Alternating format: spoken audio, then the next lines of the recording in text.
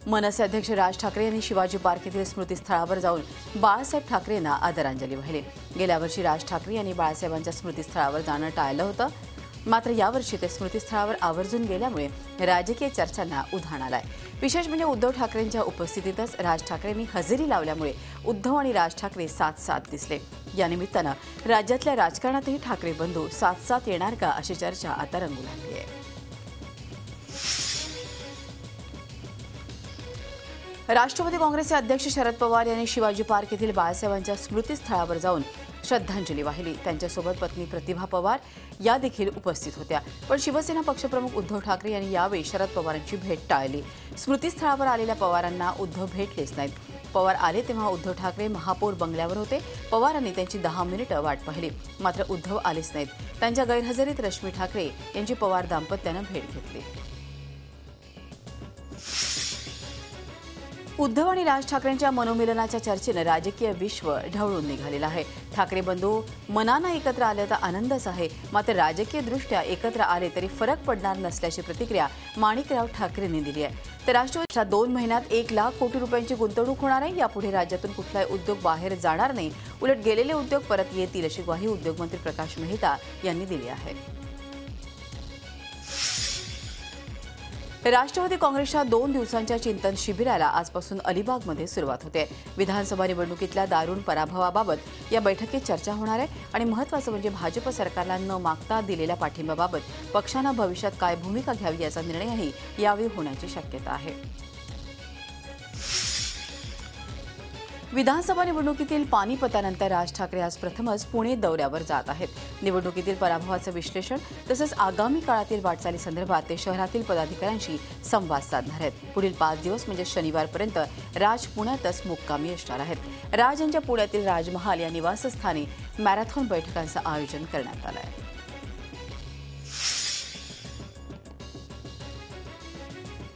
नाशिक शहरात गेल्या 24 तासात तब्बल 39.2 मिलीमीटर पावसाची नोंद झाली आहे। ग्रामीण भागात होत असलेल्या पावसानं द्राक्ष मण्यांचा फुलोरा गेल्यानं उत्पादकतेवर परिणाम होणार आहे। दर्जा सुमार होणार असल्यानं द्राक्ष लावणीचा खर्च निघेल की नाही अशी शंका व्यक्त होते आहे। या व्यतिरिक्त भात, सोयाबीन, मका, नागली, उडीद अशा पिकांनाही फटका बसलेला आहे। 15 पैकी 9 तालुक्यांना याचा फटका बसला आहे। अवकाळी पावसानं राज्यातील 49,000 हेक्टर क्षेत्रावरील पिकांचं आणि फळबागांचं नुकसान झालंय। सांगली, सातारा, पुणे, सोलापूर, नाशिक, नंदुरबार, धुळे, सिंधुदुर्ग आणि औरंगाबाद जिल्ह्याच्या काही भागात नुकसान झालंय। हा नुकसानीचा आकडा वाढण्याची शक्यता आहे। ऊस आणि काही रब्बी पिकांना मात्र या अवकाळी पावसाचा फायदा होणार आहे अशी माहिती कृषी आयुक्तालयातून देण्यात आली आहे। नाशिक जिल्ह्यातील द्राक्ष उत्पादक शेतकऱ्यांवर पॉवर ग्रीडच्या जाळ्याचं संकट उभं ठाकलंय। जिल्हाधिकारी कार्यालयात या सर्व शेतकऱ्यांनी नवीन पोल्स उभारण्यास विरोध दर्शवला आहे। या उच्चदाब वाहिनीमुळे शेतजमिनीचे भाव निम्मेही मिळत नसल्यानं शेतकरी नाराज आहे। प्रधानमंत्री नरेंद्र मोदी यांच्या ग्राम दत्तक योजनेअंतर्गत भंडारा गोंदिया लोकसभा क्षेत्राचे खासदार नानाभाऊ पटोले यांनी भंडारा जिल्ह्यातील गर्रा बघेडा हे गाव दत्तक घेतलं। गावकऱ्यांनी त्यांच्या निर्णयाचं स्वागत केलंय। मूलभूत सोयींपासून कोसो दूर असलेल्या या गावाला आता नवीन उभारी येणार आहे। विरोधी पक्षनेते एकनाथ शिंदे आणि काही शिवसेना आमदारांनी शहीद पोलीस शिपाई अजय गावण यांच्या कुटुंबियांना भेट दिली।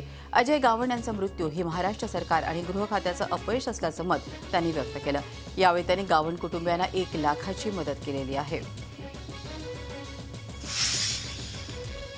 विरोधी पक्षनेते एकनाथ शिंदे यांनी तिहेरी हत्याकांड झालेल्या अहमदनगर जवखेडा गावाला भेट दिली। पीडित जाधव कुटुंबियांचे त्यांनी सांत्वन केलंय।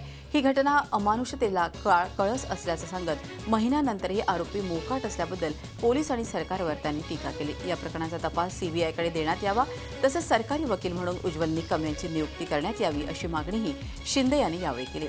शिवसेनेतर्फे जाधव कुटुंबियांना 1 लाख रुपयांची मदत देण्यात आली आहे। बाळासाहेब ठाकरे यांच्या द्वितीय स्मृतिदिनानिमित्त आनंद दिघे प्रतिष्ठान, ठाणे डिस्ट्रिक्ट प्रेस क्लब आणि बॉम्बे न्यूज फोटोग्राफर असोसिएशन यांच्या संयुक्त विद्यमानानं ठाण्यात छायाचित्र प्रदर्शन भरवण्यात आलं आहे। गडकरी रंगायतांमधील या प्रदर्शनात बाळासाहेब ठाकरेंचे 100 दुर्मिळ फोटो पाहण्यास मिळणार आहेत। हे प्रदर्शन पुढील 2 दिवस चालू असेल। बुलढाणा जिल्ह्यातील चिखली येथील राज्य परिवहन महामंडळाचे चालक दिलीप विठ्ठल पिठले यांना लाचलुचपत विभागानं रंगेहात पकडलाय। पिठलेंनी विभागीय चौकशी शिक्षा कमी करण्यासाठी चालकाकडून 10,000ची लाच मागितली होती। अंबरनाथ एमआयडीसी परिसरात असलेल्या जेआयपी टँकमध्ये रविवारी दुपारी ओमकार बाविस्कर या 25 वर्षीय युवकाचा पाण्यात बुडून मृत्यू झाला। मात्र अग्निशमन दलाकडे उपकरणं नसल्यामुळे अद्यापही त्याचा मृतदेह हाती लागलेला नाही। साईबाबांच्या शिर्डीतील रुग्णालयात प्रशिक्षणार्थी महिला डॉक्टरांचा विनयभंग झाल्याच्या घटनेनं खळबळ उडाली आहे। या प्रकरणी 4 आरोपींविरोधात तक्रार दाखल करण्यात आली आहे। या घटनेमुळे येथील गुंडांकडून साई संस्थांमध्ये काम करणाऱ्या महिलाही सुरक्षित नसल्याचं उघडकीस आलं आहे। नवी मुंबईतील वाशी येथे नराधम पित्यानं आपल्या 6 वर्षीय मुलीवर 2 वेळा बलात्कार केल्याचं समोर आलेलं आहे। या विरोधात पित्याविरोधात वाशी पोलीस ठाण्यात गुन्हा दाखल करण्यात आला आहे। झी 24 तास रहा एक पाऊल पुढे।